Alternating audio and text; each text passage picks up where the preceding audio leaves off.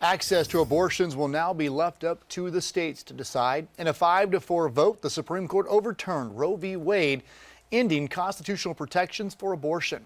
A decision that is expected to lead to abortion bans in about half the states. Since the ruling was announced, protesters and supporters have been making their way to the steps of the Supreme Court.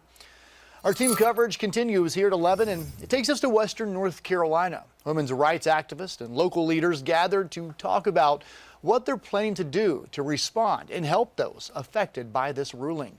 Many leaders at the event telling the crowd they plan to work to reestablish a woman's right to choose.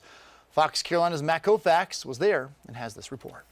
Forward together. Not one step back. It's not only disappointing, it's scary, quite frankly, that, your access to healthcare will then be determined by where you live. Pharmacy students Urza Jan and Josh Fowler say their industry is all about providing the right care to patients, allowing them to make decisions about their own bodies and plan for their own futures. With the ruling today, I don't think that delivers equitable health care to any of our patients who are women or who have uteruses or who are of childbearing age. The two of them part of a crowd of hundreds that gathered in impromptu fashion at Rabbit Rabbit in Asheville to share in what they say is a somber moment in our nation's history. It's unprecedented that the Supreme Court would take a right from us. And we're coming to a situation where, children will have fewer rights than their parents. And that's not the America that I live in and I wanted to live in or I thought we lived in. State Rep Caleb RUDOW and congressional candidate Jasmine Beach Ferrara were among those who spoke.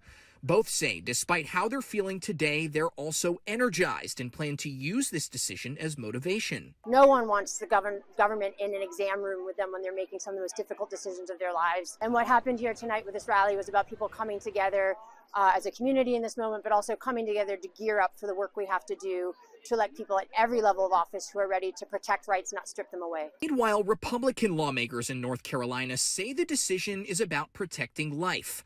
Senator Tom Tillis released this statement saying in part, quote, "This ruling is historic and monumental and affirms my belief that all life is sacred. Each state government and its duly elected representatives will now make the determination about the types of laws they wish to have in place.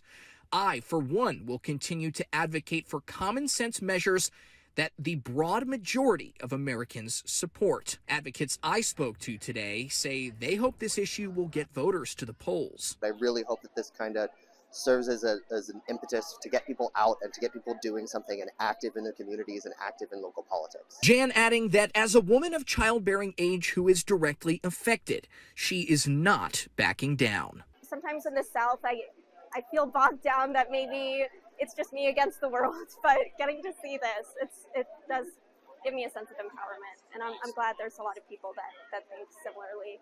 Now, the overwhelming message from many speakers who addressed the crowd here today was that this is not something that they can just step away from. They say they're going to continue to fight to codify a woman's right to choose.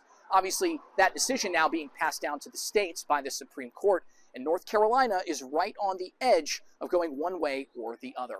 In Asheville, I'm Matt Kaufax, Fox Carolina News.